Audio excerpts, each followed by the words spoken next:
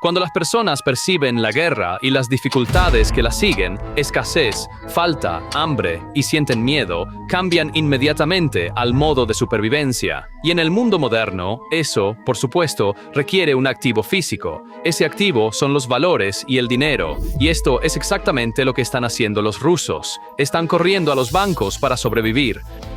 Sin embargo, Putin desencadenó precisamente lo que llevará al país a la bancarrota. Te lo hemos dicho 10 veces, la economía está destinada a colapsar. El primer trimestre fue un completo desastre. Si no tomas medidas inmediatas, financieras, económicas y de otro tipo, entonces en el otoño enfrentaremos lo que sucedió en 1917. Este pánico y miedo han llevado a 146 millones de rusos a vaciar sus cuentas bancarias, que están alimentando la guerra de Putin. Los rusos ahora están comenzando a sacar dinero de los bancos de Putin, retirando su dinero de los bancos estatales que pensaban que eran seguros a una velocidad aterradora. 1.000 millones de rublos por hora. Eso es más de 12 millones de dólares. Los rusos están sacando 200.000 dólares de los bancos cada minuto. Este es un problema muy serio para Putin, porque en el momento en que se agota la reserva de flujo de efectivo líquido de un país, cada sistema reacciona violentamente. Los precios suben, una economía de guerra se convierte instantáneamente en una economía de escasez, y las alarmas de pánico alimentan aún más esa ola. Y esto ya no es una previsión. Las cifras provienen del propio Banco Central de Rusia. Hoy vamos a recorrer paso a paso cómo una economía de guerra se convierte silenciosamente en una economía de escasez. El efectivo saliendo de los bancos sosteniéndose con dinero prestado, la bolsa de valores cayendo incluso por debajo de su nivel de 2022, los almacenes incendiados, los salarios recortados y lo único que está a la cabeza de esta cadena, el combustible. Pero antes de abrir esta cadena, paso a paso, un pequeño favor. Análisis independientes de guerra y geopolítica como este han sido suprimidos últimamente por el algoritmo, y el video no llega a muchas de las personas que lo querrían.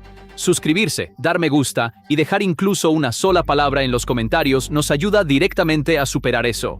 Ahora veamos el tamaño real de esa inundación de efectivo. Primero establezcamos la escala claramente, porque la verdadera historia está aquí. Según el cálculo de Interfax, basado en datos del Banco Central, entre el 1 de julio y el 16 de julio, el volumen de efectivo en circulación aumentó en 513.000 millones de rublos. En otras palabras, la gente sacó el dinero del banco y lo puso bajo el colchón.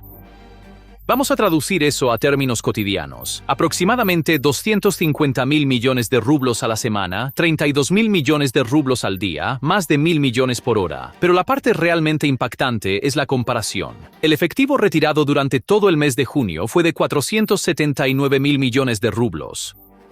Solo 2 semanas de julio superaron todo junio. La demanda se duplicó en un solo mes. Y esto tampoco es un pánico de 2 semanas. Desde principios de febrero, el efectivo en circulación ha aumentado en 2.416.000 millones de rublos, aproximadamente 31.000 millones de dólares al tipo de cambio actual.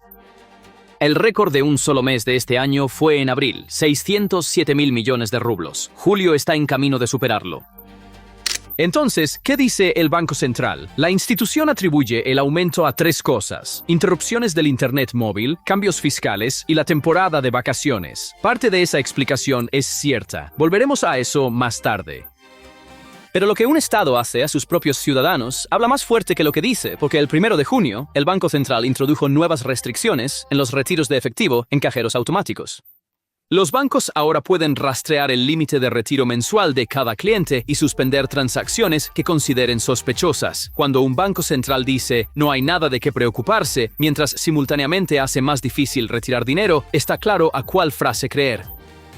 ¿Y a dónde va este dinero también importa? El efectivo que sale del banco no regresa a la economía. Va a armarios, cajas fuertes, debajo de colchones. Esto es exactamente lo que los economistas llaman dinero muerto, dinero visible en circulación, pero que nunca se convierte en producción, inversión o crédito. Cuando el dinero de un país comienza a guardarse bajo el colchón, 2 cosas suceden al mismo tiempo. Los bancos se quedan sin recursos y el Estado pierde el rastro de dónde está ese dinero. Así que esta fuga no es solo una crisis de confianza, también ciega la visión del Estado sobre su propia economía. La factura por esta inundación de efectivo aterrizó directamente en las bóvedas del banco. A medida que se retiraba el dinero, la liquidez en rublos en los bancos disminuía, y comenzaron a llamar a la puerta del Banco Central para cerrar la brecha. Entre el 1 y el 22 de julio, el Banco Central extendió 2.099.000 millones de rublos, aproximadamente 27.000 millones de dólares, en crédito adicional a los bancos a través de operaciones de recompra. El resultado, la deuda total del banco con el regulador, alcanzó 6.243.000 millones de rublos. Eso es casi el doble de la cifra al final del año pasado. Para evitar que el sistema colapse, el Banco Central también abrió el grifo de préstamos a un día. El 21 de julio se asignaron 600.000 millones de rublos a los bancos, y al día siguiente esa cantidad se elevó a 1 billón. Y el indicador más técnico del estrés apareció en el mercado interbancario. La tasa RUSFA, a la que los bancos se prestan rublos entre sí, subió por encima de la tasa de política del Banco Central. Según Alexei Tretyakov, fundador de Ari Capital, esto es una señal de que algunos bancos pueden haber enfrentado una escasez de liquidez. Vamos a simplificar lo que eso significa. Un banco recibe depósitos y presta. El efectivo en su bóveda es el aceite de su operación diaria. Cuando ese aceite se agota, el banco no quiebra, pero no puede respirar. Deja de prestar, endurece los préstamos existentes, sube las tasas, y eso afecta directamente a la economía real. Ya ha comenzado a afectar. La proporción de préstamos morosos ha superado el 11%. Una de cada 6 pequeñas empresas ha incumplido.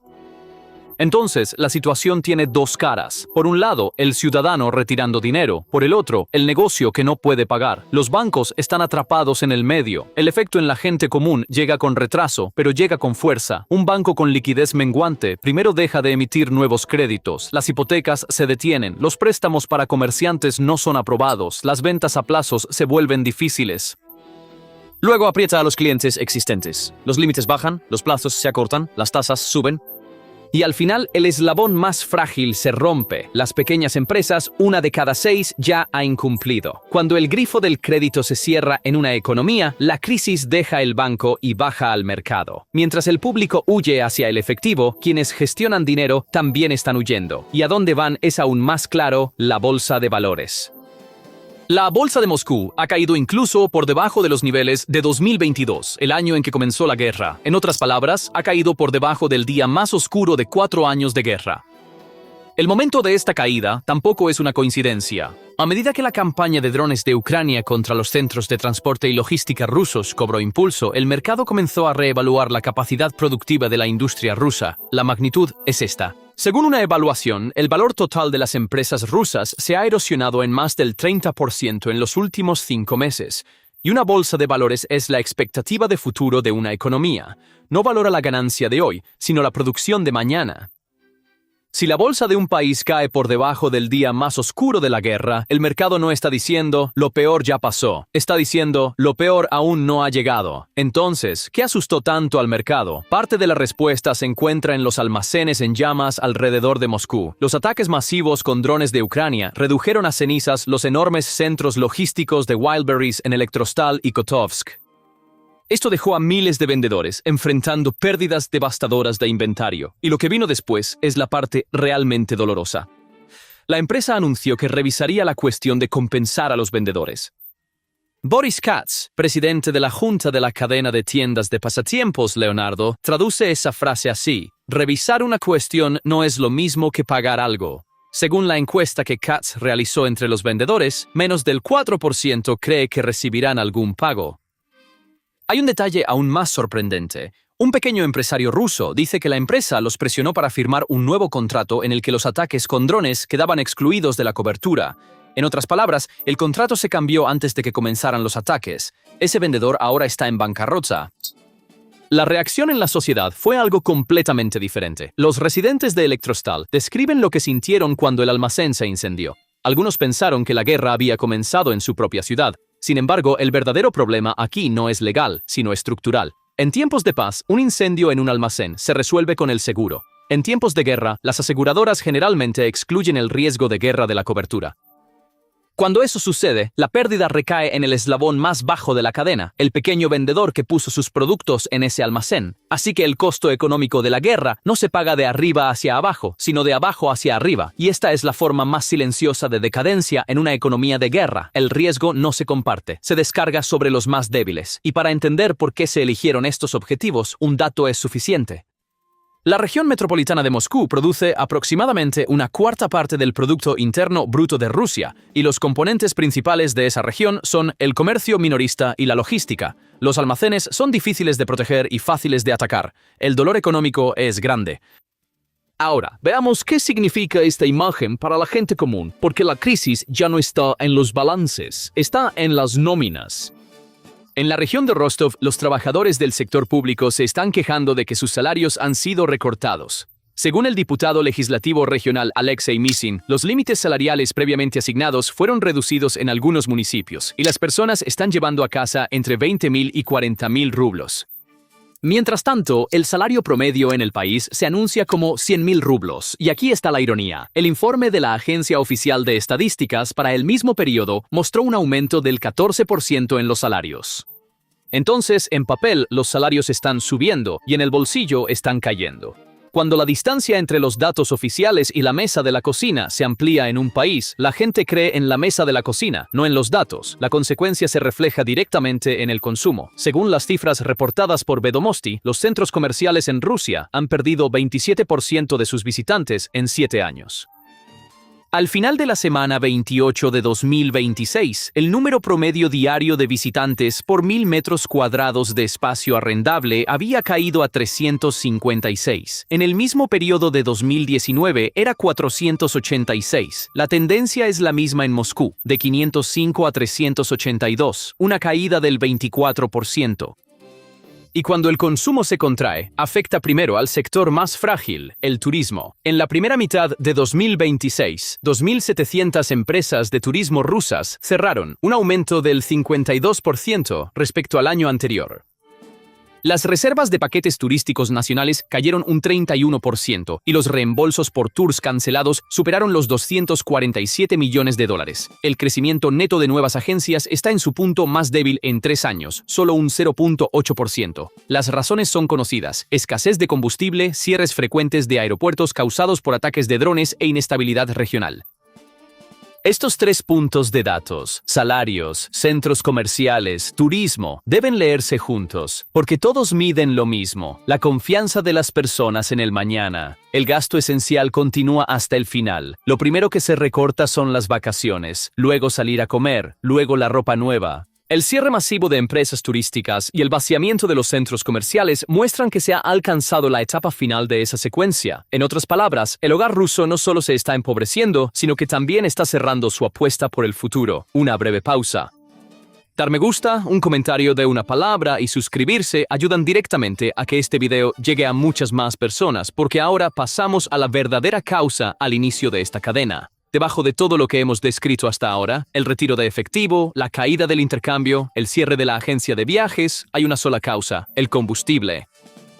La campaña de drones de largo alcance de Ucrania está eliminando sistemáticamente la capacidad de refinación de Rusia. Desde el comienzo del año, las refinerías de petróleo rusas han sido atacadas aproximadamente 200 veces. Alrededor de 50 millones de personas ya enfrentan escasez de combustible. Sin embargo, la proporción de capacidad realmente fuera de servicio varía según la fuente, y esa diferencia debe ser declarada abiertamente. Algunas evaluaciones hablan de una pérdida superior al 50%. La Agencia Internacional de Energía y fuentes de la industria de Reuters sitúan la cifra entre el 33% y el 40% hasta junio. Algunos cálculos dieron un número cercano al 43%. La columna de energía de Reuters informó de una interrupción de aproximadamente una cuarta parte, así que el rango es amplio, pero nadie disputa la dirección. ¿Y cuán severa es esa dirección? Se puede ver en las propias decisiones de Rusia, porque el segundo mayor exportador de diésel del mundo, un país que suministra aproximadamente el 11% del diésel global, prohibió las exportaciones de diésel por completo en julio de 2026. Las exportaciones de gasolina y combustible para aviones ya estaban prohibidas. Además, Rusia está discutiendo la importación de combustible por primera vez en décadas. La propia declaración de Putin sobre el asunto es un documento en sí mismo. Sí, ahora mismo nos están causando algunos problemas con los productos petroleros, dijo. Creo que la situación mejorará gradualmente. Sin embargo, según datos de Bloomberg, la tasa promedio de refinación de Rusia cayó este mes a 3.910.000 barriles al día, el nivel más bajo desde marzo de 2005.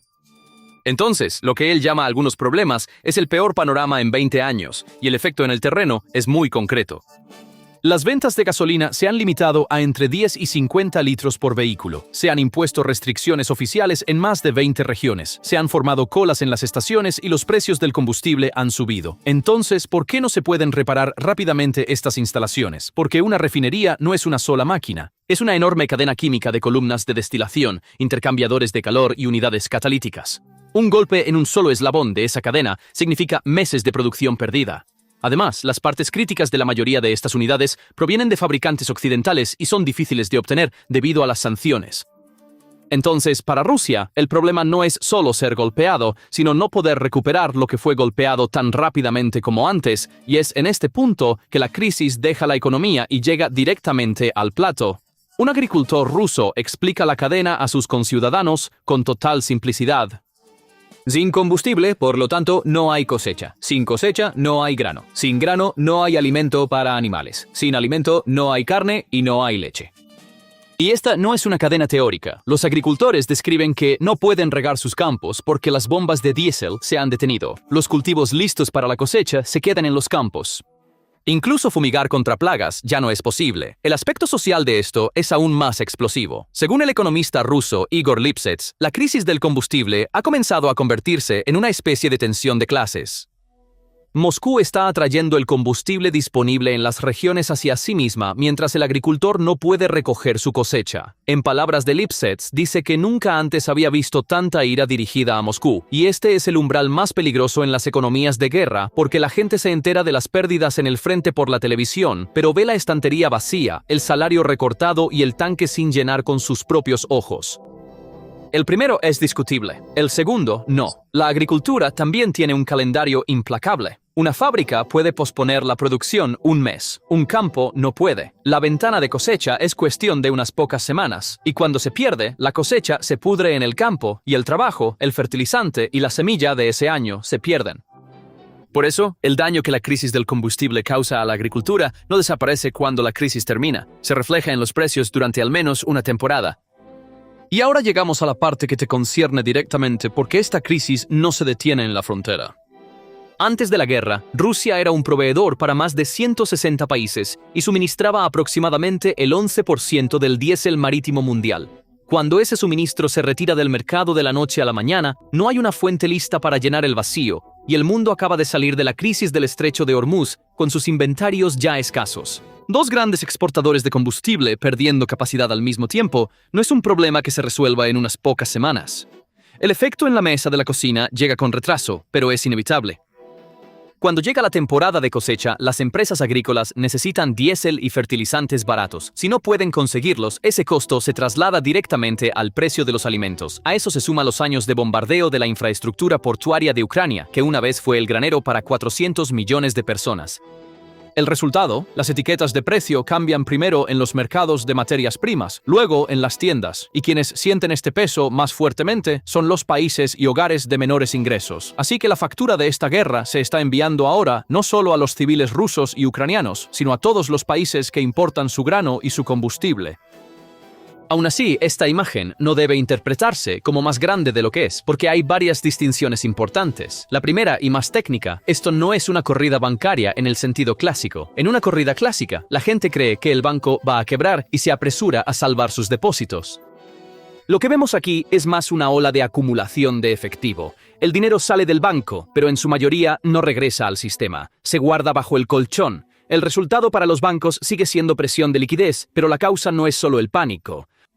De hecho, parte del razonamiento del Banco Central merece ser tomado en serio. Las interrupciones del Internet móvil efectivamente desactivan los pagos con tarjeta y las aplicaciones bancarias. En un país así, la gente se ve obligada a llevar efectivo.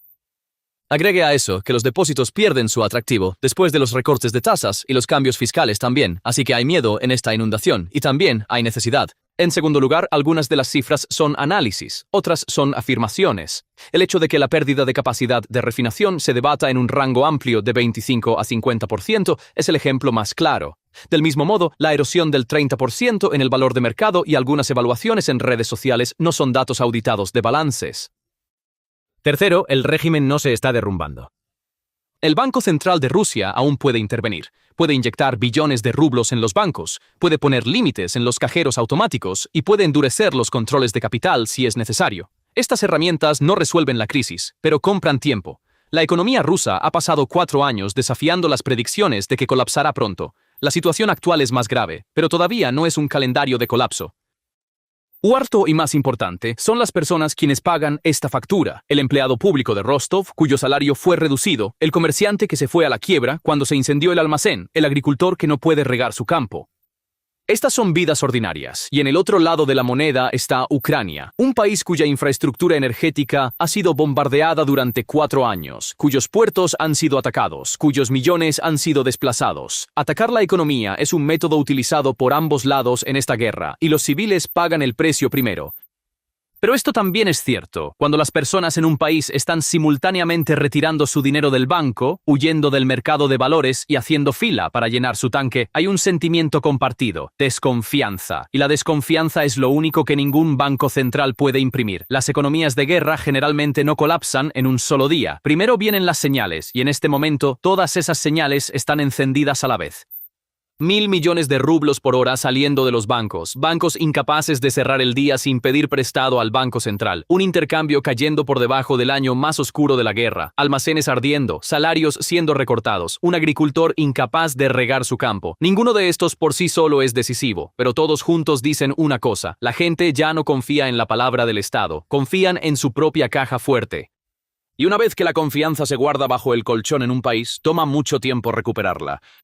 Porque el dinero se puede imprimir, el crédito se puede extender, las tasas se pueden mover, pero la confianza no se puede imprimir. La historia muestra esto también. Las economías de guerra generalmente no cambian cuando un banco falla, sino cuando la gente deja de creer en el sistema. El Estado puede retrasarlo, imponer límites, mover tasas, decir, todo está bajo control en la pantalla. Pero cada restricción prueba precisamente lo que intenta ocultar, y a partir de ese momento el ciudadano deja de leer el comunicado oficial y comienza a leer la pantalla del cajero automático. Las señales a observar son claras. Si la cifra de efectivo anunciada a finales de julio rompe el récord de abril, si la deuda del banco con el Banco Central sigue creciendo, si se extiende la prohibición de exportación de diésel, ¿y qué hacen los precios en las estanterías este otoño? Porque el momento en que se pierde una guerra no es el día en que una ciudad cae en el frente, es el día en que la gente saca su dinero del Banco del Estado y lo lleva a casa. Una vez que se da ese paso, se ha cruzado una línea que no se puede deshacer. Entonces, ¿qué piensas? ¿Es esta avalancha de dinero el comienzo de una verdadera ruptura en la economía rusa, o el Kremlin manejará esto también, como siempre lo ha hecho? Por favor, comparte tus pensamientos en los comentarios. Para estar informado de los análisis exclusivos de guerra y geopolítica de PPR Global, por favor suscríbete a nuestro canal y activa las notificaciones. Gracias por elegirnos.